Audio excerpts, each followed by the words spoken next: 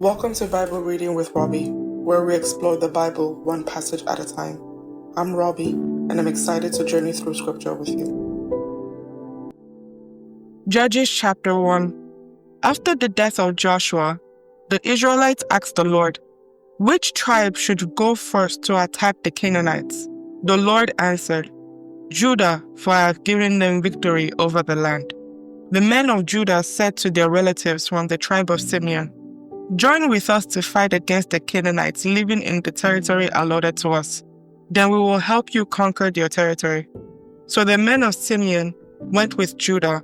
When the men of Judah attacked, the Lord gave them victory over the Canaanites and Perizzites, and they killed 10,000 enemy warriors at the town of Bezek. While at Bezek, they encountered King Adoni-Bezek and fought against him, and the Canaanites and Perizzites were defeated. Adoni-Bezek escaped, but the Israelites soon captured him and cut off his thumbs and big toes. Adoni-Bezek said, "I once had 70 kings with their thumbs and big toes cut off, eating scraps from under my table. Now God has paid me back for what I did to them." They took him to Jerusalem, and he died there. The men of Judah attacked Jerusalem and captured it, killing all its people and setting the city on fire. Then they went down to fight the Canaanites living in the hill country, the Negev, and the western foothills. Judah marched against the Canaanites in Hebron, formerly called Kiriath Arba, defeating the forces of Sheshai, Ahiman, and Talmai. From there, they went to fight against the people living in the town of Debir, formerly called Kiriath Sefer. Caleb said, "I will give my daughter Achsah in marriage to the one who attacks and captures Kiriath Sefer." Othniel, the son of Caleb's younger brother Kenaz, was the one who conquered it, so Achsah became Othniel's wife. When Achsah married Othniel, she urged him to ask her father for a field. As she got down off her donkey, Caleb asked her, "What's the matter?" She said, "Let me have another gift. You have already given me land in the Negev. Now, please, give me springs of water too." So Caleb gave her the upper and lower springs. When the tribe of Judah left Jericho, the city of palms, the Kenites, who were the descendants of Moses' father-in-law, traveled with them into the wilderness of Judah. They settled among the people there, near the town of Arad in the Negev. Then Judah joined with Simeon to fight against the Canaanites living in Zephath, and they completely destroyed the town. So the town was named Hormah. In addition, Judah captured the towns of Gaza, Ashkelon, and Ekron, along with the surrounding territories. The Lord was with the people of Judah, and they took possession of the hill country. But they failed to drive out the people living in the plains who had iron chariots. The town of Hebron was given to Caleb as Moses had promised, and Caleb drove out the people living there, who were descendants of the 3 sons of Anak. The tribe of Benjamin, however, failed to drive out the Jebusites who were living in Jerusalem. So to this day, the Jebusites live in Jerusalem among the people of Benjamin. The descendants of Joseph attacked the town of Bethel, and the Lord was with them. They sent men to scout out Bethel, formerly known as Luz.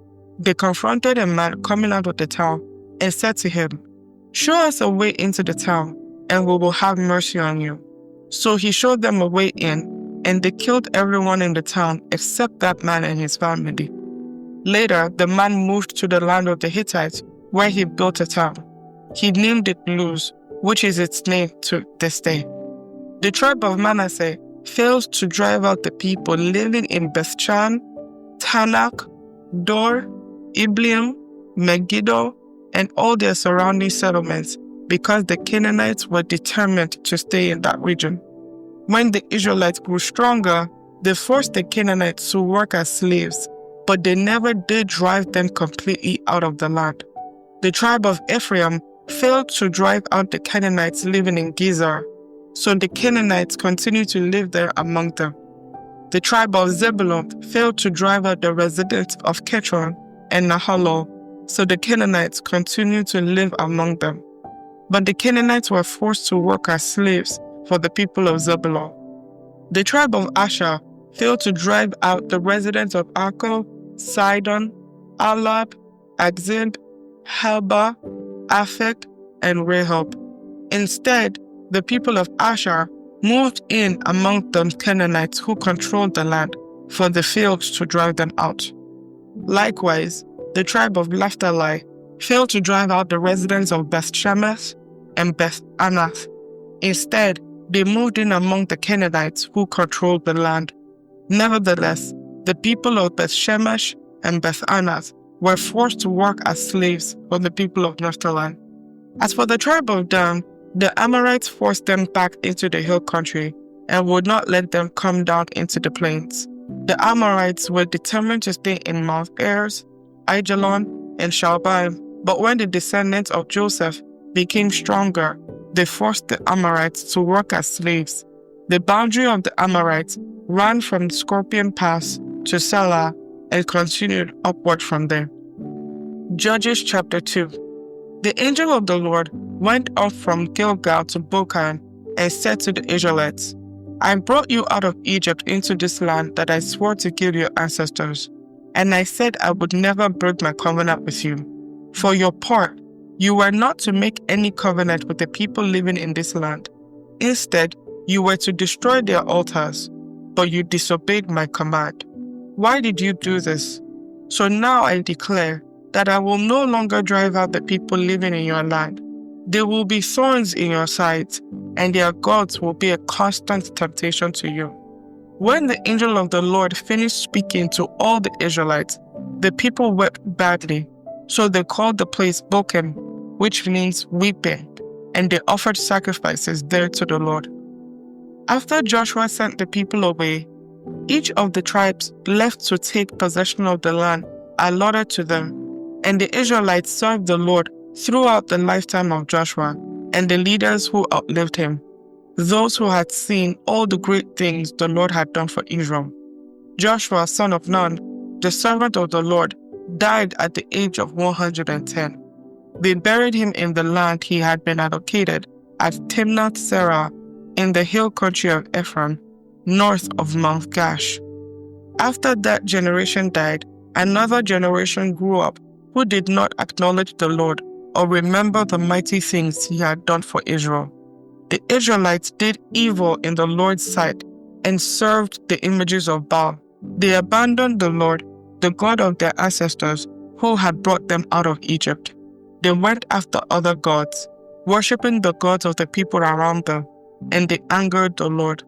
They abandoned the Lord to serve Baal and the images of Ashtoreth.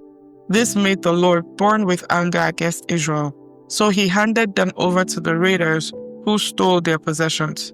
He turned them over to the enemies all around, and they were no longer able to resist them.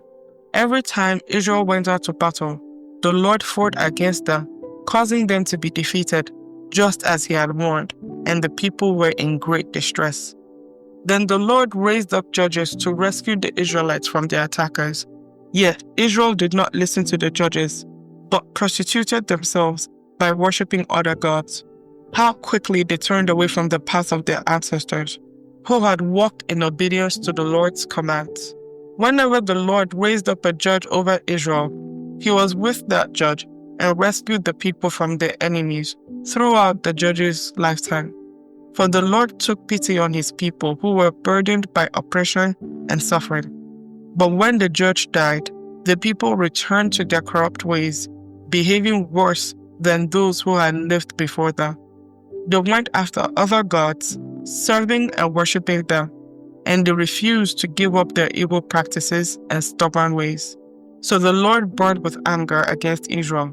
He said, "Because these people have violated my covenant, which I made with their ancestors, and have ignored my commands, I will no longer drive out the nations that Joshua left unconquered when he died. I did this to test Israel, to see whether or not they would follow the ways of the Lord as their ancestors did. That is why the Lord left those nations in place. He did not quickly drive them out or allow Joshua to conquer them all." Judges chapter 3. These are the nations that the Lord left in the land to test those Israelites who had not experienced the wars of Canaan. He did this to teach warfare to generations of Israelites who had no experience in battle. These are the nations: the Philistines, those living under the 5 Philistine rulers, all the Canaanites, the Sidonians, and the Hivites living in the mountains of Lebanon, from Mount Baal-Hermon to Leboth-Hamath. These people were left to test the Israelites, to see whether they would obey the commands the Lord had given to their ancestors through Moses. So the people of Israel lived among the Canaanites, Hittites, Amorites, Perizzites, Hivites, and Jebusites, and they intermarried with them. Israelite sons married their daughters, and Israelite daughters were given in marriage to their sons, and the Israelites served their gods. The Israelites did evil in the Lord's sight. They forgot about the Lord their God, and they served the images of Baal and the Asherah poles. Then the Lord burned with anger against Israel, and he turned them over to King Cushan-Rishathaim of Aram-Naharaim. And the Israelites served Cushan-Rishathaim for 8 years. But when the people of Israel cried out to the Lord for help, the Lord raised up a rescuer to save them. His name was Othniel, the son of Caleb's younger brother Kenaz. The Spirit of the Lord came upon him, and he became Israel's judge. He went to war against King Cushan-Rishathaim of Aram, and the Lord gave Othniel victory over him. So there was peace in the land for 40 years. Then Othniel, son of Kenaz, died. Once again, the Israelites did evil in the Lord's sight, and the Lord gave King Eglon of Moab control over Israel because of their evil. Eglon enlisted the Ammonites and the Amalekites as allies, and then he went out and defeated Israel, taking possession of Jericho, the city of palms. And the Israelites served Eglon of Moab for 18 years. But when the people of Israel cried out to the Lord for help, the Lord again raised up a rescuer to save them. His name was Ehud, son of Gera, a left-handed man of the tribe of Benjamin. The Israelites sent Ehud to deliver the tribute money to King Eglon of Moab. So Ehud made a double-edged dagger that was about 1 foot long, and he strapped it to his right thigh, keeping it hidden under his clothing. He brought the tribute money to Eglon, who was very fat. After delivering the payment, Ehud started home with those who had helped carry the tribute. But when Ehud reached the stone idols near Gilgal, he turned back. He came to Eglon and said, "I have a secret message for you." So the king commanded his servants, "Be quiet," and he sent them all out of the room. Ehud walked over to Eglon, who was sitting alone in a cool upstairs room. And Ehud said, "I have a message from God for you." As King Eglon rose from his seat, Ehud reached out with his left hand, pulled out the dagger strapped to his right thigh, and plunged it into the king's belly. The dagger went so deep that the handle disappeared beneath the king's fat. So Ehud did not pull out the dagger, and the king's bowels emptied. Then Ehud closed and locked the doors of the room and escaped down the latrine. After Ehud was gone, the king's servants returned and found the doors to the upstairs room locked. They thought he might be using the latrine in the room, so they waited. But when the king didn't come out after a long delay, they became concerned and got a key. And when they opened the doors, they found their master dead on the floor. While the servants were waiting, Ehud escaped, passing the stone idols on his way to Sarai. When he arrived in the hill country of Ephraim, Ehud sounded a call to arms. Then he led the band of Israelites down from the hills. "Follow me," he said, "for the Lord has given you victory over Moab, your enemy." So they followed him, and the Israelites took control of the shallow crossings of the Jordan River across from Moab, preventing anyone from crossing. They attacked the Moabites and killed about 10,000 of their strongest and most able-bodied warriors. Not one of them escaped. So Moab was conquered by Israel that day, and there was peace in the land for 80 years. After Ehud, Shamgar, son of Anath, rescued Israel. He once killed 600 Philistines with an ox goad. May the Lord bless the reading of His Word. Thank you for joining me on this episode of Bible Reading with Robbie. If you enjoyed our time together, please subscribe and share this podcast with others. Join us next time as we continue on our journey through Scripture. Until then, stay blessed.